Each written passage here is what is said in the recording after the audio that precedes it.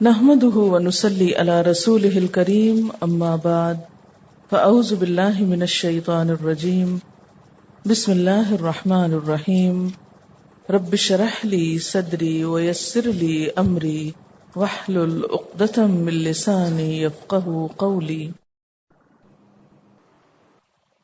فليضحكوا قليلا وليبكوا كثيرا، چاہیے کہ ہنسیں تھوڑا اور روئیں زیادہ.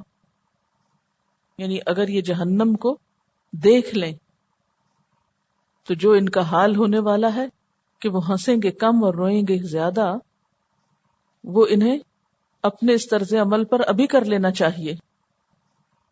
جزاء بما كانوا یکسبون، بدلہ ہے اس کا جو وہ کمائی کرتے ہیں.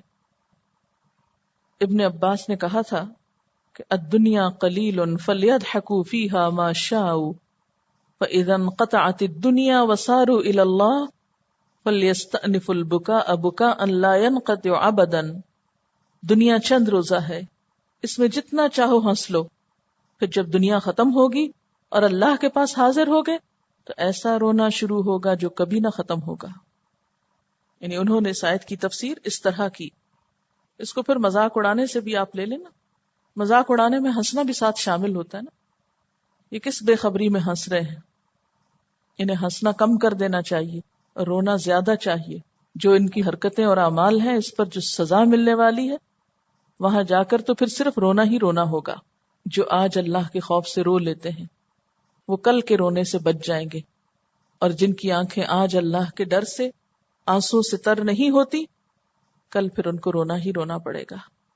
کیونکہ اللہ کا وعدہ ہے نا کہ اس شخص کو آگ سے بچائے گا کہ جو ذکر اللہ خالیا ففاضت عیناہ، کہ تنہا بیٹھے اللہ کو یاد کیا اور اس کی آنکھیں آنسوں سے بھر گئی. یعنی اپنے گناہوں کی وجہ سے. یہ نہیں کہ کسی کی بات پر، کسی کے مذاق اڑانے پہ اکیلے بیٹھ کے رو رہا ہے، تو وہ وجہ اور ریزن کچھ اور ہوگی. صرف اور صرف اللہ کی یاد میں، اللہ کے خوف سے یا اللہ کی محبت میں یا اللہ کی یاد میں، جس طرح بھی.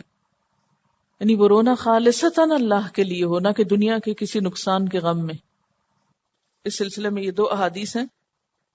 حضرت عبداللہ بن مسعود کہتے ہیں کہ نبی صلی اللہ علیہ وسلم نے فرمایا، خدا کا کوئی مومن بندہ ایسا نہیں جس کی آنکھوں سے خوف خدا میں آنسو نکلیں، اگرچہ وہ آنسو مکھی کے سر کے برابر ہوں. پھر وہ آنسو اس کے خوبصورت چہرے پر پہنچے، مگر یہ کہ اللہ تعالیٰ اس پر دوزخ کی آگ کو حرام کر دیتا ہے. یعنی اللہ کے ذکر سے رونا انسان کی بخشش کا ذریعہ ہے. ایک اور روایت میں آتا ہے، حضرت ابو ہریرہ رضی اللہ تعالیٰ عنہ سے مروی ہے، نبی صلی اللہ علیہ وسلم نے فرمایا، وہ شخص جہنم میں نہیں جائے گا جو اللہ کے ڈر سے رویا یہاں تک کہ دودھ تھنوں میں واپس چلا جائے اور اللہ کے راستے کا غبار اور جہنم کا دھواں اکٹھا نہ ہوگا. یعنی ایک شخص اللہ کے راستے میں نکلتا ہے، پھر راستے میں اس کو گرد و غبار سے پالا پڑتا ہے، اس کے پاؤں گرد و غبار میں آلودہ ہو جاتے ہیں، اس کا چہرہ. یعنی جو مجاہد فی سبیل اللہ ہوتا ہے، جب وہ سفر کرتا ہے، جنگ کرتا ہے اللہ کے راستے میں، تو اسے جو گرد دیکھنی پڑتی ہے وہ اور جہنم کا دھواں اکٹھا نہ ہوگا. یعنی جس نے یہ گرد دیکھی اللہ کی خاطر، اللہ تعالیٰ اس کو جہنم کے دھوئیں سے محفوظ رکھے گا. یہ مراد. فَإِن رَجَعَكَ اللَّهُ إِلَىٰ طَائِفَةٍ مِّنْهُمْ، پھر اگر لوٹائے آپ کو اللہ طرف ایک گروہ کے ان میں سے. کس گروہ کی طرف؟ جو مدینہ میں بیٹھا ہوا ہے. فَاسْتَأْذَنُوكَ لِلْخُرُوجِ، پھر وہ اجازت مانگے آپ سے نکلنے کے لیے. کہاں نکلنے کے لیے؟ آئندہ کسی جنگ میں. فَقُلْ، تو آپ کہہ دیجئے، لَن تَخْرُجُوا مَعِيَ أَبَدًا، میرے ساتھ ہرگز تم نہیں نکلو گے. وَلَن تُقَاتِلُوا مَعِيَ عَدُوًّا، اور میرے ساتھ ہرگز دشمنوں سے جنگ نہ کرو گے. کیوں؟ إِنَّكُمْ رَضِيتُمْ بِالْقُعُودِ أَوَّلَ مَرَّةٍ، کیونکہ تم پہلی مرتبہ بیٹھنے پہ راضی ہو گئے. یعنی جنگ تبوک میں تم نے شرکت نہیں کی، آئندہ کے لیے اب تم سے کوئی خدمات نہیں لی جائیں گی. فَاقْعُدُوا مَعَ الْخَالِفِينَ، بیٹھے رہو پیچھے بیٹھنے والوں کے ساتھ. نبی صلی اللہ علیہ وسلم کو جو حکم دیا گیا تھا، جاہد الکفار والمنافقین واغلظ علیہم، اسی کی تفصیل ہے یہ کہ کس طرح سختی کی جائے گی اب ان پر، کہ جب آپ مدینہ واپس جائیں تو جو لوگ بہانے بنا کے پیچھے رہ گئے ہیں، آئندہ اگر یہ کسی بھی جنگ میں نکلنے کے لیے تم سے کہیں، اجازت مانگے، تو ان کو نکلنے کی اجازت ہرگز نہ دینا. کیوں؟ اس لیے کہ اس جنگ میں بھی ایک طرح سے مسلمانوں کو کامیابی نصیب ہوئی کہ دشمن لڑنے کے لیے سامنے آیا ہی نہیں. آپ صلی اللہ علیہ وسلم نے کئی قبیلوں کے ساتھ جزیہ اور خراج کی وصولی کے معاہدے ہوئے. تو ایسی صورت میں اب منافقین کو یہ ہوا کہ یہ تو جہاں جاتے ہیں فائدہ ہی فائدہ ہوتا ہے ان کو، لہٰذا آئندہ اب ہم بھی ساتھ چلیں گے. فرمایا نہیں، آئندہ اب تم ساتھ نہیں چلو گے. جب قربانی کے وقت میں تم نے ساتھ نہیں دیا تو کامیابی کے وقت میں بھی ہمیں تمہارا ساتھ نہیں چاہیے. تم نے بیٹھنا پسند کیا، اب بیٹھے رہو. وَلَا تُصَلِّ عَلَىٰ أَحَدٍ مِّنْهُمْ، اور سختی کس طرح کی جائے گی ان پر کہ ان کا جنازہ نہ پڑا جائے گا. آپ ان میں سے کسی کا جنازہ نہ پڑھیے. ماتا جو مر جائے ابداً، کبھی بھی، نیور. اور کیا نہ کیجیے، وَلَا تَقُمْ عَلَىٰ قَبْرِهِ، ان کی قبر پر نہ کھڑے ہوئیے. آپ صلی اللہ علیہ وسلم کا طریقہ یہ تھا کہ جب کسی کو دفناتے تھے تو بعد میں قبر پہ کھڑے ہو کر اس کے لیے دیر تک دعا مانگتے تھے. آپ کو اس سے روک دیا گیا کہ نہ منافقین کا جنازہ پڑھائیں گے نہ ان کی قبر پر دعا کریں گے. کیوں؟ انہم کفروا باللہ ورسولہ، کیونکہ انہوں نے اللہ اور اس کے رسول کے ساتھ کفر کیا. یہی ریزن دوبارہ بتائی جا رہی ہے اور ہر دفعہ ریزن بتائی جا رہی ہے. انکم رضیتم بالقعود انہم کفروا باللہ ورسولہ. پیچھے بھی آیا کیونکہ انہوں نے اللہ اور اس کے رسول کے ساتھ کفر کیا. وماتوا وہم فاسقون، اور وہ مر گئے اس حال میں کہ وہ فاسق تھے. وہ فسق کی حالت میں مرے، نافرمانی میں مرے. اس آیت کے پس منظر میں یہ بات آتی ہے کہ غزوہ تبوک سے واپسی پر ابھی کچھ زیادہ مدت نہیں گزری تھی کہ رئیس المنافقین عبداللہ بن ابی مر گیا. اس کے بیٹے عبداللہ بن عبداللہ جو مخلص مسلمانوں میں سے تھے، نبی صلی اللہ علیہ وسلم کی خدمت میں حاضر ہوئے اور کفن میں لگانے کے لیے آپ کا کرتا مانگا. آپ نے کمال فراخ دلی سے اپنا کرتا دے دیا. اس کی ایک وجہ یہ بھی بتائی جاتی ہے کہ کافی اس کا قد کاٹ اونچا تھا، اور جب حضرت عباس قید ہو کر آئے تھے تو ان کے پاس کپڑے نہ تھے، تو عبداللہ بن ابی کا کپڑا ان کو پہنایا گیا تھا، تو اس کے بدلے کے طور پر بھی آپ نے عطا کر دیا. پھر انہوں نے درخواست کی کہ آپ ہی اس کی نماز جنازہ پڑھائیں. آپ اس کے لیے بھی تیار ہو گئے. حضرت عمر رضی اللہ تعالی عنہ نے آپ سے با اصرار عرض کیا، یا رسول اللہ صلی اللہ علیہ وسلم، کیا آپ اس شخص کو جنازہ پڑھائیں گے جو یہ اور یہ کر چکا ہے، یعنی اس کی ساری خرابیاں یاد دلائیں. آپ کیوں اس کے حق میں دعا کرتے ہیں؟ آپ نے فرمایا، اللہ نے مجھے روکا تو نہیں، اختیار دیا ہے. استغفر لہم او لا تستغفر لہم، چاہو تو استغفار کرو، چاہو نہ کرو. اور اللہ تعالیٰ نے فرمایا کہ اگر تو 70 بار بھی استغفار کرے تو اللہ تعالیٰ معاف نہیں کرے گا، تو چلے میں 70 سے زیادہ دفعہ کر لوں گا. لیکن پھر کیا ہوا؟ حکم آ گیا کہ آپ کو جنازہ نہیں پڑھانا، آپ کو اس کی قبر پہ کھڑے نہیں ہونا. کیوں یہ سختی اس وقت ان کے ساتھ کیوں کی جا رہی تھی؟ تاکہ دوسرے عبرت پکڑیں اور وہ توبہ کر لیں. کیونکہ اتنا تو ان کو پتا تھا کہ آپ صلی اللہ علیہ وسلم کی دعائیں قبول ہوتی. فرمایا کہ اب یہ لوگ دعاؤں کے مستحق نہیں رہے. آپ کی دعا اور جنازے پہ جانا اور دعائیں خیر کرنا ان کو کچھ فائدہ نہ دے گا. آپ ان کے موت اور غم میں شریک نہ ہوں. تو اس سے بڑی اہم بات پتہ چلتی ہے کہ سچے ایمان کے بغیر کسی بڑی سی بڑی ہستی کی دعا بھی فائدہ نہ دے گی. بہت سے لوگ اس بات پہ تکیہ کیے ہوئے ہوتے ہیں کہ ہم جو چاہیں کر لیں، حضور کی امت میں سے ہیں اس لیے بخشے جائیں گے. لیکن یہاں آپ دیکھیں کہ منافقت کے ساتھ آپ کی شفاعت، آپ کی دعا بھی فائدہ نہ دے گی. منافقوں کے لیے تو آپ کو شفاعت کا اذن ہی نہیں ہوگا، اور دنیا میں بھی دعا کرنے اور جنازے پہ جانے سے منع کر دیا گیا. تو اگر ہم یہ چاہتے ہیں کہ ہمارے لیے آپ صلی اللہ علیہ وسلم شفاعت کریں اور ہم آپ کی دعاؤں کے مستحق ہوں، تو ہمیں اپنا طرز عمل بدلنا ہوگا، اپنے اندر اخلاص پیدا کرنا ہوگا، مشکل وقت میں اسلام کا ساتھ دینا ہوگا. کہا جاتا ہے کہ اس حکم کے بعد آپ صلی اللہ علیہ وسلم نے منافقوں کا جنازہ نہ پڑھایا اور ان کے حق میں استغفار کرنا چھوڑ دیا. اب ہوتا یہ تھا کہ جس کے جنازے میں آپ نہیں جاتے تھے تو صحابہ کرام بھی نہیں پھر جاتے تھے، لیکن آپ کے بعد حضرت عمر رضی اللہ تعالی عنہ دیکھتے تھے کہ کس کے جنازے میں حذیفہ بن یمان شریک ہیں، کیونکہ وہ حضور صلی اللہ علیہ وسلم کے رازدان تھے، منافقوں کے نام ان کو پتا تھے، تو وہ یہ خاموشی سے دیکھتے رہتے تھے کہ جس جنازے میں حذیفہ نہیں جائیں گے تو وہ بھی شرکت نہیں کرتے تھے، کیونکہ اللہ تعالیٰ نے اس سے منع کیا، کیونکہ بعد میں کسی کی منافقت ویسے تو پتہ نہیں چلتی. پھر فرمایا وَلَا تُعْجِبْكَ أَمْوَالُهُمْ وَأَوْلَادُهُمْ، آپ کو ان کے مال اور اولادیں تعجب میں نہ ڈالیں. انما یرید اللہ ان یعذبہم بہا فی الدنیا، کیونکہ اللہ چاہتا ہے کہ اس مال و اولاد ہی کے ذریعے اللہ ان کو دنیا میں بھی عذاب دینا چاہتا ہے. وتزہق انفسہم وہم کافرون، اور ان کی جانیں جائیں اس حال میں کہ وہ کافر ہوں. عموماً کیا ہوتا ہے کہ جس شخص کے پاس مال اور اولاد ہوتا ہے لوگ اس کو خوش قسمت سمجھتے ہیں کہ اس پر اللہ کا بڑا فضل ہے، اللہ اس سے راضی ہے، لہذا اس کی غلطیوں پر بھی پردہ پڑ جاتا ہے. پنجابی کا محاورہ نا، جدے گھر دانے وہ کملے بھی سیانے، یعنی گاؤں میں اگر کسی کے گھر بہت گندم ہے تو وہ خواہ اس کی عقل تھوڑی بھی ہے تو وہ سب کے نزدیک بڑا عقل مند ہو جاتا ہے. تو مال جو ہے وہ انسانوں کی بہت سی خامیاں اور کمزوریاں چھپا لیتا ہے. مال کے روب میں دوسرے لوگ ان کے سامنے بول نہیں سکتے. تو یہاں پر فرمایا کہ لا تعجبک اموالہم و اولادہم، ان کے مال اور اولاد سے کوئی دھوکہ نہ کھائے کہ ان پہ اللہ کا بڑا فضل ہے.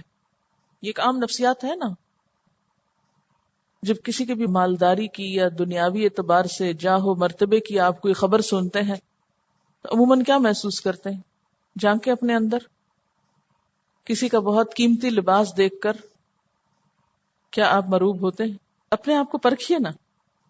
سادہ لفظوں میں یہ کہ جب آپ کو پتا چلتا ہے کہ کسی کے پاس بہت مال ہے یا دنیاوی اعتبار سے بہت وہ جاہ و مرتبے والا ہے تو آپ کے دل میں کیا خیال آتا ہے؟ اپنا خیال آپ خود جان سکتے ہیں، اپنا حساب خود کریں.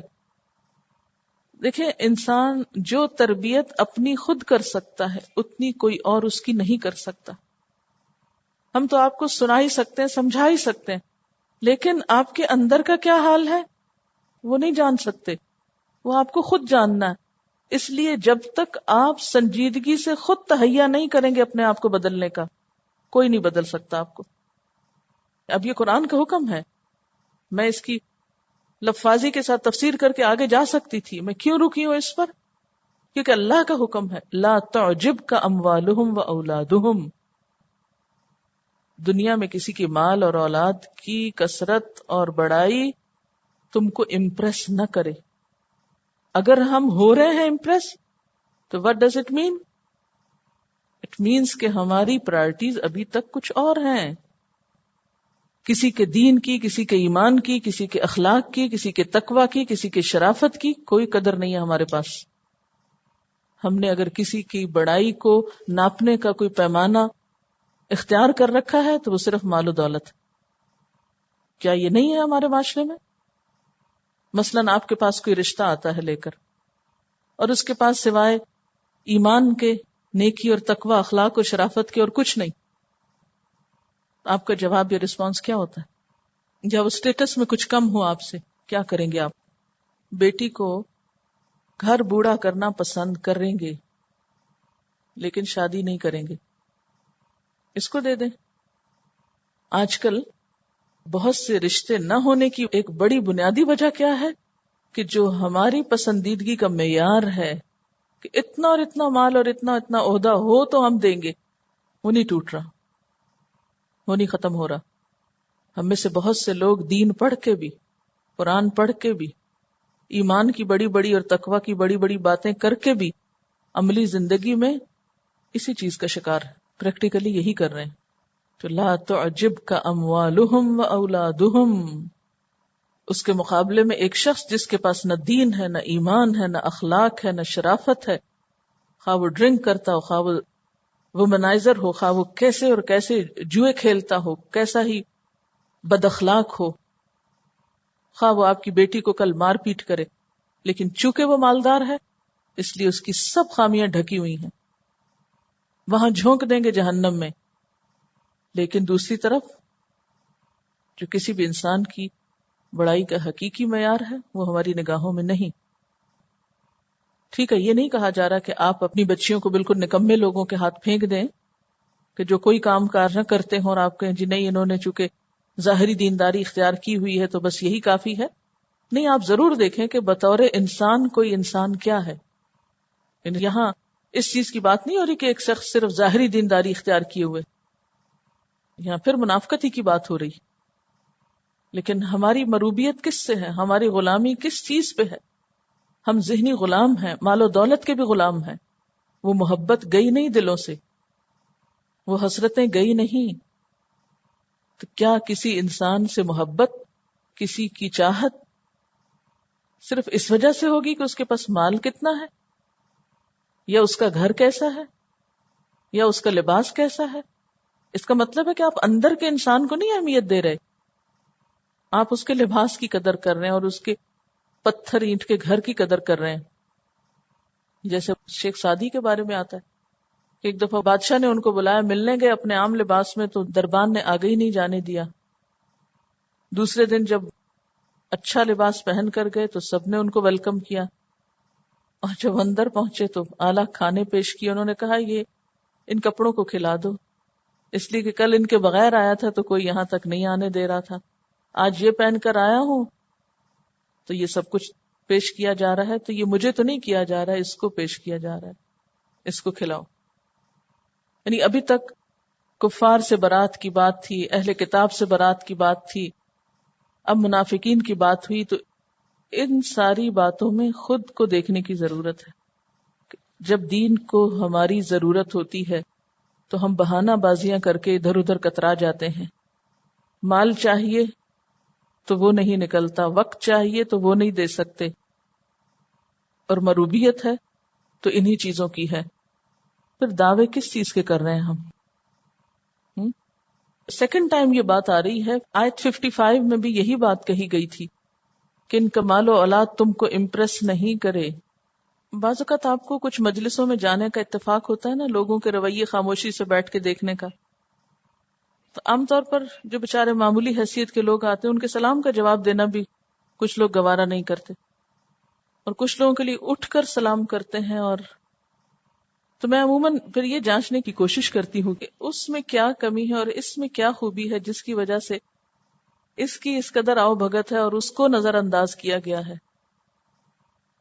اگر تو واقعی کوئی اخلاقی خوبی ہے، کوئی کارنامہ ہے، کوئی قربانی ہے تو ٹھیک ہے، مالدار ہونے میں کوئی برائی نہیں ہے. اب اس کے مالدار ہونے کی وجہ سے اس کو تان تھوڑی دیا جائے گا کہ وہ نیکی کے ساتھ مالدار کیوں ہے. کیونکہ ہمارا ایک ٹرینڈ تو یہ بنا ہے نا کہ صرف کسی کے مالدار ہونے کو ہم پکڑ لیتے ہیں اور اس کو کرٹیسائز کرنا شروع کر دیتے ہیں اور سوچتے ہیں اگر ہمارے پاس ہو تو ہم ایسے نہ ہو، لیکن جب ہمارے پاس آتا ہے تو ہم اس سے بھی برے ہو جاتے ہیں.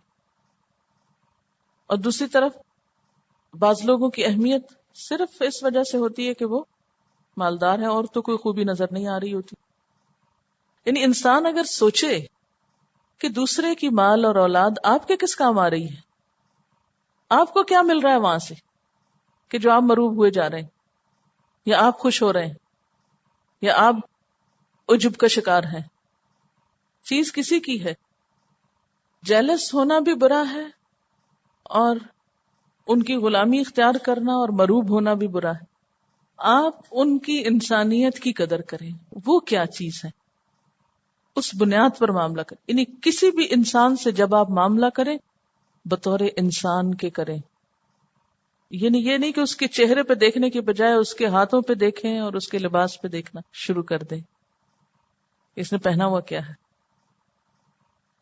انما یرید اللہ ان یعذبہم بہا فی الدنیا وتزہق انفسہم وہم کافرون. بے شک اللہ چاہتا ہے کہ انہیں اسی کے ذریعے دنیا میں عذاب دے. اسی کس کے ذریعے؟ مال و اولاد کے ذریعے. وتزہق انفسہم وہم کافرون، اور ان کی جانیں اس حال میں نکلیں کہ وہ کفر پر ہوں. یعنی یہ مال و اولاد ان کے لیے پھر ایک فتنے کی حیثیت رکھتا ہے، کیونکہ اس کے فخر میں مبتلا ہو کر وہ اپنے اعمال نہیں بدلتے، ان کو اپنی غلطیاں نظر نہیں آتی. آپ دیکھیں کہ جب زندگی میں کوئی نقصان ہوتا ہے تو آپ فوراً سوچتے ہیں میرا کوئی گناہ تو نہیں، میرا کوئی قصور تو نہیں، کہیں مجھ سے کوئی غلطی تو نہیں ہوئی. یعنی ہماری دنیا میں کبھی کسی بھی وجہ کسی بھی طرح سے جب کوئی کمی ہوتی ہے تو ہم فوراً اپنی غلطیوں کو سوچتے ہیں. لیکن جب دنیا میں ہمیں کوئی کمی نہیں ہوتی، ہمیں ہر طرف سے کامیابیوں ہی کی خبریں سننے کو ملتی ہیں، مال اور اولاد کی، تو ہمیں کبھی بھی اپنی غلطیوں اور گناہوں کو جاننے اور ان کے بارے میں سوچنے کا خیال ہی نہیں آتا.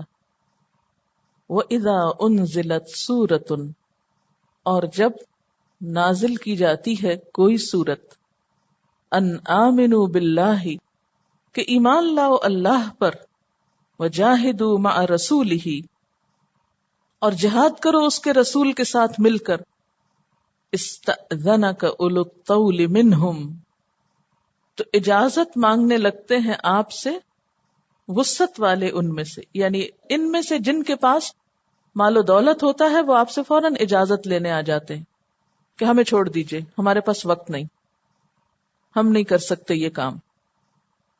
وقالو، اور وہ کہتے ہیں، ذرنا، ہم کو چھوڑ دیجئے، نکم مع القاعدین، ہم ہو جائیں بیٹھنے والوں کے ساتھ. یعنی ان منافقوں کا حال کیا ہے کہ جہاد کے موقع پر جی چرا جاتے ہیں. اور عمومی رویے بھی بتاتے ہیں کہ دین کے لیے بڑی بڑی قربانیاں کنہوں نے دی.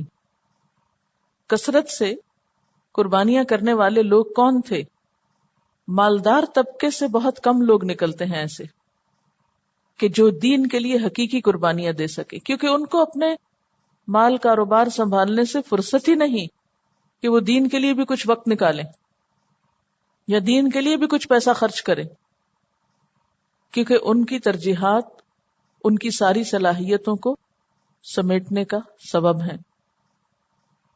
یعنی ساری صلاحیتوں اور طاقتوں اور ہر چیز کا رخ اس طرف ہے نا، مقصد زندگی کچھ اور ہے. اس لیے دین کے لیے سب کچھ ہوتے ہوئے بچتا ہی کچھ نہیں. یہاں اولو الطول کی بات کی جا رہی، طول اسی سے لفظ نکلا نا. تو اولو الطول کہتے ہیں صاحب حیثیت مالدار طبقے کو، یعنی یہ تو وہ طبقہ تھا پریویلیجڈ، سب کچھ پا لینے والا، جن کے پاس ساری سہولتیں موجود ہیں. ان کو تو زیادہ ہی قربانیاں کرنی چاہیے تھی. ان کے گھر کے کام کے لیے نوکر موجود ہیں، سواری کے لیے گاڑیاں موجود ہیں، پھر بھی ان کے پاس وقت نہیں ہے. اس کے برعکس قربانیاں کون کر رہے ہیں کہ جن کے پاس اپنی بنیادی ضرورتیں پوری کرنے کے لیے بھی پورا مال نہیں ہے. اور قائدین سے مراد کون ہے؟ بعض مجبوریوں کے تحت گھروں میں رکنے والے لوگ جو مدینہ میں پیچھے رہ گئے تھے. رضوا بأن يكونوا مع الخوالف، یہ راضی ہو گئے اس بات پر کہ وہ پیچھے رہنے والیوں کے ساتھ رہ جائیں. خوالف خالفہ کی جمع ہے، پیچھے رہنے والی عورتیں مراد ہیں. وہ جیسے نکمے مردوں کو چوڑیاں بھیجی جاتی ہیں ان کی بزدلی کی وجہ سے، تو یہاں ان کو بھی ایک طرح سے بتایا جا رہا ہے کہ یہ اپنے آپ کو ویسے تو بڑے بہادر لوگ سمجھتے ہیں، لیکن مدینہ میں پیچھے رہ گئے ہیں یا معذور لوگوں کے ساتھ یا پھر خواتین کے ساتھ. کیا بہادری ہے ان کی. وَطُبِعَ عَلَى قُلُوبِهِمْ، اور ان کے دلوں پر مہر لگا دی گئی ہے. فَهُمْ لَا يَفْقَهُونَ، بس وہ سمجھتے ہی نہیں، اب ان کو بات نہیں سمجھ میں آتی. اپنی بزدلی اور بے غیرتی پر شرمانے کی بجائے اپنے پیچھے رہنے پر خوش ہیں. کیوں؟ کہ لا یفقہون، سمجھتے نہیں. اور لا یفقہون کیوں ہے؟ کیونکہ دلوں پہ مہر لگا دی گئی. اور دلوں پہ مہر کیوں لگائی گئی ہے؟ ان کے طرز عمل اور گناہوں کی وجہ سے. مال و دولت، خوشحالی، دنیا کے ریسورسز اور وسائل کا ہونا اللہ کی ایک نعمت ہے، اللہ کا احسان ہے، فضل ہے. لیکن جب یہی چیزیں اللہ کے راستے میں نکلنے کے لیے رکاوٹ بن جائیں تو پھر کیا ہے؟ یہی چیزیں فتنہ ہیں، آزمائش ہیں، عذاب کا سبب ہیں. اور سب سے بڑا عذاب کیا ہے؟ کہ دل ایسا سخت ہو کہ کوئی بات دین کی سمجھ ہی نہ آئے، اندر ہی نہ جائے، حقیقی نفع نقصان کا معیار ہی پتہ نہ چلے. آپ کو ڈر نہیں لگا یہ آیت پڑھ کے؟ کیونکہ انسان جو کچھ کرتا ہے نا اپنی سوچ کے تابع کرتا ہے، یعنی جو بات اس کو سمجھ میں آ جاتی ہے اس کے مطابق وہ چل پڑتا ہے. اس کا مطلب یہ ہے کہ بہت سے لوگوں کا عمل اس لیے بھی نہیں بدلتا کہ ان کو بات پوری طرح سمجھ ہی نہیں آتی. اور سمجھ کیوں نہیں آتی؟ کہ ان کے دلوں پہ مہر لگی ہوئی ہے. وہ کیوں لگی ہے؟ ان کے اپنے گناہوں کی وجہ سے. یہی تو وہ سزا ہے جس کا ذکر کیا جا رہا ہے. یرید اللہ ان یعذبہم بہا فی الدنیا، کہ یہی دو چیزیں بالآخر وبال کی شکل میں بھی سامنے آتی ہیں انسان کے. اور سب سے بڑا وبال یہ ہے کہ دین کی باتوں کو سمجھنا مشکل ہو جاتا ہے ان کے لیے. کسی انسان کی بھلائی کا فیصلہ اللہ جب کرتا ہے تو کیا کرتا ہے؟ من یرید اللہ بہ خیرا یفقہہ فی الدین. جب اللہ کسی کے ساتھ بھلائی کا ارادہ کرتا ہے تو اس کو دین کی سمجھ دے دیتا ہے، اور جب کسی کو سزا دینے کا ارادہ کرتا ہے تو اس سے یہ سمجھ چھین لیتا ہے. اس لیے جب دین کی کوئی بات سمجھ میں نہ آئے تو کس فارمولے پہ عمل کریں؟ واتقوا اللہ ویعلمکم اللہ. کثرت سے استغفار کریں، رو کر اللہ سے اپنے گناہوں کی معافی مانگیں، اور دعا کریں کہ اللہم فقہنا فی الدین. یعنی کچھ لوگ تو ہوتے ہیں نا ذہنی کمزور، وہ تو ایک الگ معذوری ہے، لیکن آپ ذہنی طور پر بہت الرٹ انسان ہیں، دنیا بھر کی باتیں سمجھتے ہیں، زمانے بھر کی پالیٹکس پہ آپ تبصرے کر سکتے ہیں، لیکن جب دین کی چھوٹی سی بات آتی ہے تو آپ کا دماغ ہی نہیں کھلتا، آپ کا دل ہی نہیں کھلتا، وہ سمجھ میں نہیں آتی آپ کو. تو یہ کیا ہے؟ دراصل سزا ہے ایک اللہ کی طرف سے. لیکن الرسول والذین آمنوا معہ، لیکن رسول صلی اللہ علیہ وسلم اور وہ لوگ جو آپ کے ساتھ ایمان لائے، ان کا رویہ کیا ہے؟ جاہدوا باموالہم وانفسہم، وہ اپنے مالوں اور جانوں کے ساتھ جہاد کرتے ہیں. اگر یہ آیتیں گنے نا آپ، مال اور جان سے جہاد کی پوری صورت میں کتنی دفعہ دہرائی گئی، جس سے آپ کو پتا چلے گا کہ جہاد جو ہے اس کے کیا کیا طریقے ہیں، اور سب سے بہترین طریقہ کیا ہے؟ جان اور مال دونوں لگائے جائیں. یعنی اللہ کی خاطر نہ انہیں جان کی پرواہ ہے نہ مال کی پرواہ ہے. اور منافقوں کی صفت سورۃ منافقون میں کیا بتائی گئی؟ ذالک بانہم آمنوا ثم کفروا فتبع علی قلوبہم فہم لا یفقہون. اور سورۃ البقرہ میں کیا کہا گیا؟